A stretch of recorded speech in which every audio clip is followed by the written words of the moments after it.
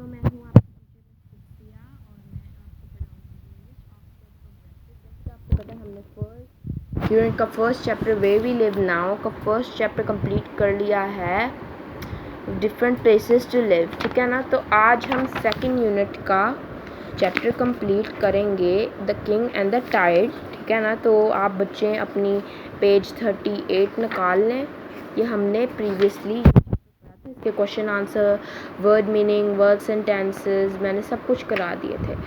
तो अब हम लोग अपना नेक्स्ट चैप्टर स्टार्ट करते हैं, जो कि पेज 88 मतलब 38 पे है, the king and the tide, ठीक है ना। तो ये चैप्टर है the king and the tide, ठीक है ना, गौर से देख लें। तो इस चैप्टर को एक्चुअली मैं रीड नहीं करूँगी और ये आपको खुद रीडिंग करनी पड़ेगी, ठीक है ना। तो आप इसकी रीडिंग कर लें और मैं आपको आज ही एक्सरसाइज करा देती हूँ, ठीक है ना। इसके बदले हम इसके बारे में थोड़ा पढ़ लेते हैं कि एक किंग कैन्यू था, मतलब दो कंट्री का, इंग्लैंड और डेनमार्क का किंग, जो कि मतलब बहुत ही पावरफुल था, ठीक है ना। और लेकिन मतलब वो बहुत ही वाइज था, वो बहुत ही अच्छा किंग था, ठीक है ना। लेकिन जो उसके जो वो है ना नौकर, मतलब कर्टियर्स, वो उसको हर वक्त प्रेज़ करते रहते थे कि किंग आप बहुत अच्छे हैं, किंग आपने हमारे लिए बहुत कुछ किया है, किंग वगैरह वगैरह वगैरह। तो किंग मतलब वो टायर्ड हो गया, वो कह रहा था कि मैं भी एक नॉर्मल बंदे की तरह ज़िंदगी जीना चाहता हूँ, प्लीज़ ये सब कुछ तुम स्टॉप कर दो। तो उसके कर्टियर्स ने कहा कि किंग हम ऐसा कैसे कर सकते हैं, आप तो हमारे किंग हैं, आप दुनिया में सबसे वाइजेस्ट हैं और आप कुछ भी कर सकते हैं और वगैरह वगैरह वगैरह। वो कहता कि मुझे पता है कि सारे मुझे ओबे करते हैं, लेकिन कुछ चीज़ें हैं जो मैं नहीं कर सकता। तो कहते हैं कि किंग हमें लेकिन किंग आप तो कहते हैं आप बहुत पावरफुल हैं, तो अच्छा चलें, अब तो हमें पता चल गया है आप पावरफुल नहीं हैं। तो किंग ने कहा नहीं नहीं, ऐसा तो है ही नहीं, मैं तो बहुत पावरफुल हूँ। तो उसके कर्टियर ने कहा चलें फिर किंग आप हमें दिखाएं आप कितने को पावरफुल हैं।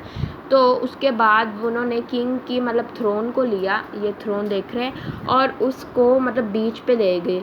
जब वो बीच पे चले गए उन्होंने कहा किंग आप तो मतलब इतने मतलब वाइज हैं, तो आप देख रहे हैं कि वो एक टाइड आ रही है, तो आप उसको मतलब इसको स्टॉप क्यों नहीं कर सकते।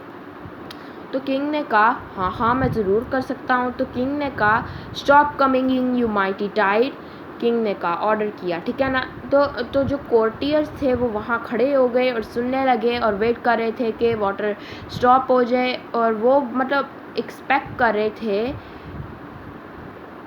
मतलब कि लिटिल वेज रिसीड, मतलब वो बैक चले जाएं। लेकिन जो टाइड थी वो वापस नहीं गई, वो आती रही आती रही आती रही। जो कर्टियर्स थे वो मतलब बहुत शॉक थे और वो मतलब उनके जो सारे शूज़ थे वो भीग गए थे, वो बिलीव नहीं कर रहे थे कि जो वाटर था किंग के ऑर्डर के बाद भी उनके एंकल्स में मतलब केप्ट देयर, और उसके बाद फिर their knees and everything got wet, वो सारे मतलब वेट हो गए थे। तो किंग ने कहा now do you see you foolish man, asked the king, no king is powerful enough to command the tide. तो जो किंग था उसने कहा कि मैं पावरफुल हूँ, ज़रूर हूँ मैं कंट्रीज़ के लिए, लेकिन कोई भी किंग इतना पावरफुल नहीं है कि जो वो टाइड को कमांड कर सके, ठीक है ना। जो कोर्टियर्स थे उन्होंने अपने वेट लेग्स और मतलब ख़राब शूज़ पे देखा और उन्होंने मतलब बहुत ही वो शॉक थे, और उसके बाद वो थोड़े नाराज़ भी हुए, थोड़े मतलब गुस्सा भी हुए, और उसके बाद फिर वो किंग को लेके वापस चले गए कोर्ट में साइलेंस में, ठीक है ना। तो बच्चों जो भी आपको समझ आई है स्टोरी की, आई होप मैंने ये स्टोरी मतलब इंग्लिश में समझाई है और मतलब उर्दू में समझाई है, और मैं अब आपको इसके मतलब कुछ करा देती हूँ थिंग्स। तो बच्चों अब मैं आपको अपनी एक्सरसाइज कराऊंगी, ठीक है ना। तो चलिए स्टार्ट करते हैं। तो बच्चों फर्स्ट मैं आपको वर्ड मीनिंग कराऊंगी, ठीक है ना। कोस्ट लाइन्स का मीनिंग है line use to divide the coast. तो कोस्ट लाइन मतलब एक लाइन होती है जो एक कंट्री के कोस्ट को डिवाइड करती है। फ्लैटरी का praise someone more than he deserves, ठीक है ना।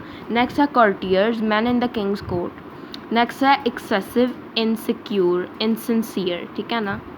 एंड नेक्स्ट है माइटी, स्ट्रॉन्ग और पावरफुल, ठीक है ना। ये आपके वो हो गए वर्ड मीनिंग। वर्ड सेंटेंसेस आपने बनाने हैं। Sentences of words flattery, king, Canute, tide, courtiers, mighty, court, वाइजेस, ठीक है ना। आप इन सब के सेंटेंसेस बना लें और इंशाल्लाह मैं आपको इनके क्वेश्चन आंसर अगले लेक्चर में कराऊंगी।